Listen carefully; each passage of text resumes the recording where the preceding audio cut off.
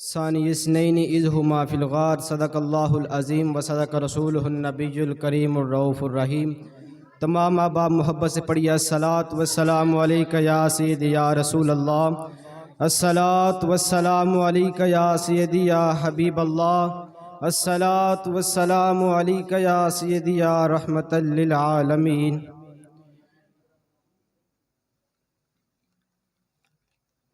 یقیناً منبع خوف خدا صدیق اکبر ہیں، یقیناً منبع خوف خدا صدیق اکبر ہیں، حقیقی عاشق خیر الورا صدیق اکبر ہیں، بلا شک پیکر صبر و رضا صدیق اکبر ہیں، یقیناً مخزن صدق و وفا صدیق اکبر ہیں۔ سبھی اصحاب سے بڑھ کر مقرب ذات ہے ان کی، سبھی اصحاب سے بڑھ کر مقرب ذات ہے ان کی، رفیق ارض و سما صدیق اکبر ہیں، جو یار غار محبوب خدا صدیق اکبر ہیں، وہی یار مزار مصطفیٰ صدیق اکبر ہیں۔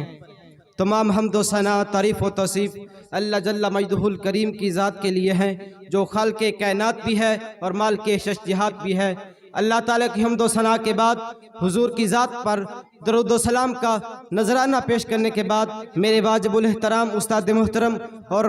میرے یاران مکتب السلام علیکم ورحمۃ اللہ وبرکاتہ۔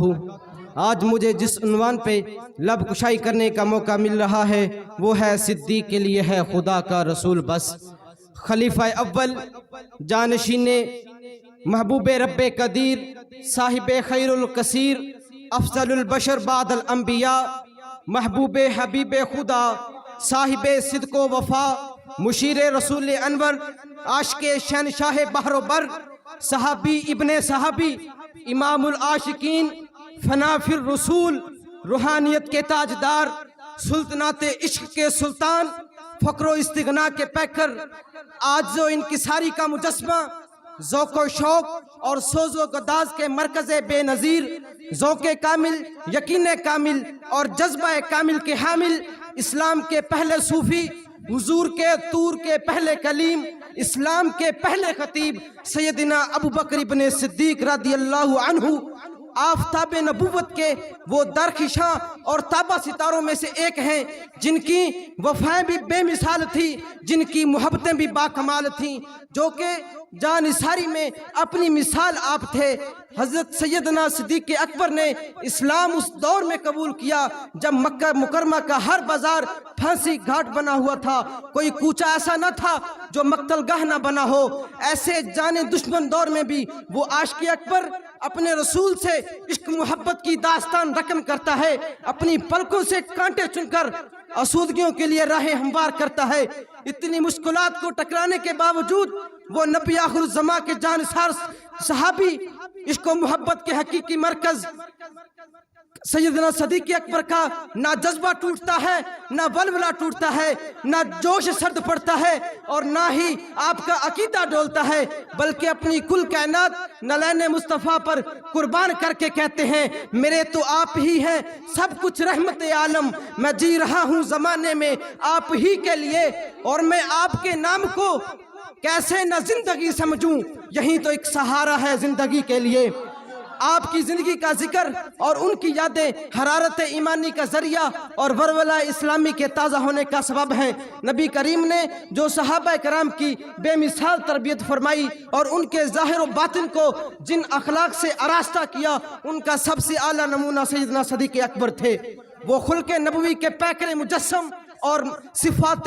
محمدی کے مظہر عام تھے، ان کی ہر ادا محبت رسول کی غماز ہوتی اور منشا نبوی کو امت میں سب سے پہلے سمجھنے والے صدیق اکبر ہی ہیں، اور خدا کی سرزمین پر انبیاء کے بعد سب سے اونچا مقام و مرتبہ حاصل رکھنے والے سیدنا صدیق اکبر ہیں۔ آپ کی ذات تاریخ اسلام میں کئی حوالوں سے ممتاز، منفرد، نمایاں اور قابل فخر ہے۔ آپ کی حیات مبارکہ کے بے شمار پہلو انسانوں کے لیے سبق آموز اور عبرت خیز ہیں۔ سیدنا صدیق اکبر اپنے محبوب سے اس قدر ٹوٹ کر محبت کرتے ہیں کہ محبوب کائنات خود ارشاد فرماتے ہیں کہ ہم پر جس نے بھی احسان کیا ہم نے اس کا بدلہ چکا دیا، لیکن صدیق نے جو ہم پر احسان کیا ہے اس کا بدلہ کل قیامت دن اس کا رب دے گا۔ یہی وہ صدیق اکبر ہیں کہ حضور نے فرمایا ہمیں کسی کے مال نے اتنا نفع نہیں دیا جتنا نفع ہمیں صدیق اکبر کے مال نے دیا ہے۔ صدیق اکبر یہ سن کر رو پڑتے ہیں اور عرض کرتے ہیں حضور میرا مال میرا جان سب کچھ آپ کا ہے۔ دین اسلام پر سیدنا صدیق اکبر نے جس طرح خود کو ہمیشہ پیش رکھا، اسی طرح اپنے مال و جان کو جو اس طرح خدمت رسول میں پیش کیا، وہ رہتی دنیا تک کے لیے ایک لافانی پیغام ہے۔ جب جان کی باری آتی ہے تو خیمہ حضور محمدی کی حفاظت کے لیے سب سے پہلے صدیق اکبر کھڑے ہوتے ہیں۔ جب اولاد کی باری آتی ہے تو بیٹے کو مخاطب کر کے کہتے ہیں اے بیٹا تو نے مجھے باپ سمجھ کر چھوڑ دیا تھا، لیکن سن اگر تو میری تلوار کی زد میں آ جاتا تو میں تجھے ایک دفعہ بھی بیٹا سمجھ کر نہ چھوڑتا بلکہ اپنے محبوب کا دشمن سمجھ کر تیرا سر تن سے جدا کر دیتا۔ جب مال کی باری آتی ہے تو حضرت عمر فاروق آدھے گھر کا مال لے کر حاضر ہوتے ہیں اور ذہن میں یہ گمان کرتے ہیں شاید کہ میں آج نیکیوں میں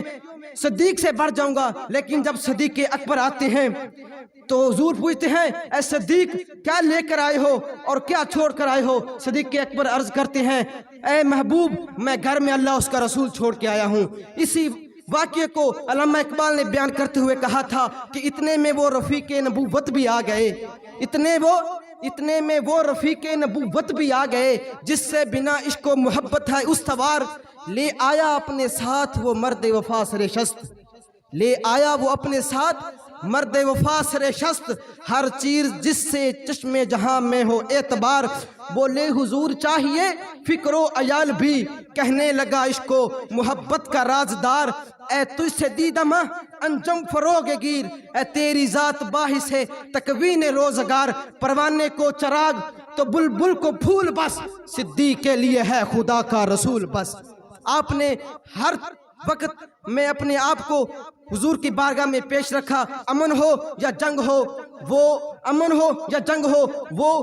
شب کا وہ طریق شب ہو یا صبح کا اجالا ہو، وہ میدان کارزار ہو یا مکہ مکرمہ کا بازار ہو، مصائب و آلام کی آندیاں چل رہی ہوں یا رحمت کی گھٹائیں برس رہی ہوں، وہ غزوہ بدر ہو، غزوہ احد ہو، غزوہ خندق ہو، غزوہ تبوک ہو، جہاں بھی دیکھا جائے آپ نے حضور کی ذات والا صفات کو کافی جانا۔ پھر جب وقت وصال قریب آیا تو آپ نے وصیت کی کہ جب میرا وصال ہو جائے تو میری میت کو حضور کے روضے کے سامنے رکھ دینا اور حضور سے اجازت لینا کہ حضور غلام حاضر ہے، اگر حضور اجازت دے دے تو مجھے دفن کر دینا روضہ مبارک میں، ورنہ مجھے جنت البقیع میں دفن کر دینا۔ آپ کی وصیت کے مطابق جب وقت وصال قریب آیا، جب وفات ہوئی تو آپ کی میت کو روضہ رسول کے سامنے رکھ کر عرض کی گئی کہ حضور غلام حاضر ہے۔ حضور نے جو آگے سے جو جواب آیا اس کو سنیے، اگر سمجھ آئے تو سبحان اللہ کی آواز ضرور دیجیے گا۔ آگے سے جواب آیا ادخل الحبیب الی الحبیب ان الحبیب الی الحبیب مشتاق، فرمایا حبیب کو حبیب کے ساتھ داخل کر دو، حبیب کو حبیب کا مشتاق ہے۔